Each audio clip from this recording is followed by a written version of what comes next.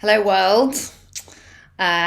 So, I haven't been on my blog for a while. I was doing it every evening, or most evenings, after rehearsals when I was making my show a couple of months ago.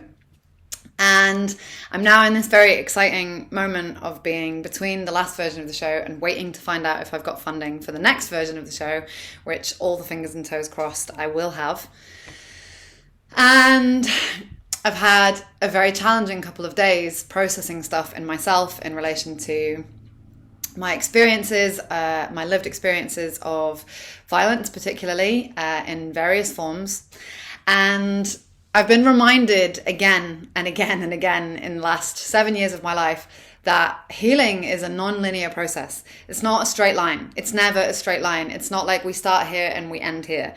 It's a continual series of spirals and jumps and spikes and waves and peaks and troughs and plateaus and crashes and burns and explosions and retreats. And yeah, it's like, I think one of the things that's really live for me right now in my life and in relation to hopefully making the next version of this work sometime soon is that our culture teaches us that everything is linear and that we are supposed to go from A to B and B to C and C to D, and this is the way our career is supposed to progress, and this is the way our lives are supposed to progress, and we go to school and we go to college and then we go to university and then we get a job and a mortgage and then we have a husband or a wife and then we have some kids, and anything outside of that is considered a failure, or you can feel like a failure if your path is not following that trajectory somehow. And actually, for those of us who are there kind of in the depths of processing or trying to heal our lived experiences of trauma in whatever form that may have come along in our lives, the chances are that your life is not going to be quite that straightforward, and it's not going to be that linear, and it's going to be messier.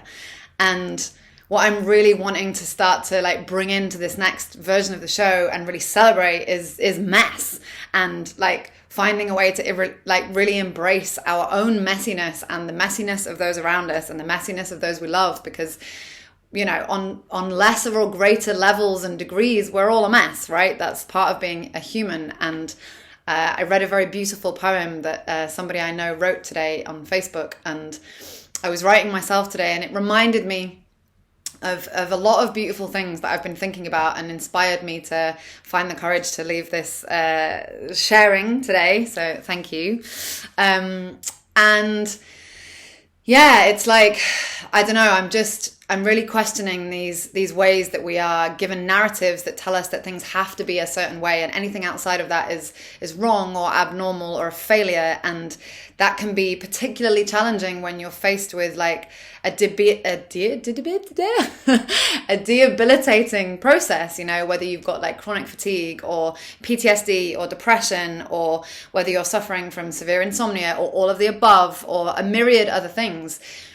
It's really, really hard to be in those messy spaces and not feel like everything is wrong or like everything you're doing is other than it should be. And the last couple of days has really reminded me of that in myself. And I just wanted to share that today, the thing that got me through, which is always the thing that gets me through as and when I remember, is dancing and connecting with people I love. So I had a Skype chat with my sister, which was great, and I danced, and that space of allowing ourselves to be in our bodies and get back in our bodies and be expressive with our bodies, be playful with our bodies, be energetic with our bodies, be spontaneous with our bodies is so important for any kind of healing journey, whatever your experiences have been, especially if those experiences have related to your body in a direct way. So if you have experiences of trauma in which your body has become a space of violence and you've been left feeling like your body is not a safe space to be, then finding those joyous ways to be back in your body and reclaim your body as your space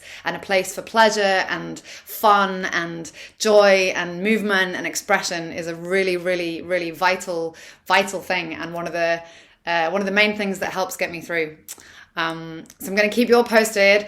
Please cross your fingers and toes for me. Hopefully we're going to find out in like 2 or 3 weeks whether we've got the funding or not. And ideally they will say yes, and we'll be able to go forwards with the next stage of the project. Sending you all a lot of love and wishing you a wonderful weekend filled with dancing in all of its many forms, and love to any of you that are also in the mess. Let's celebrate it. Mwah. It's where our humanity is. How do I end? I end here. Bye for now.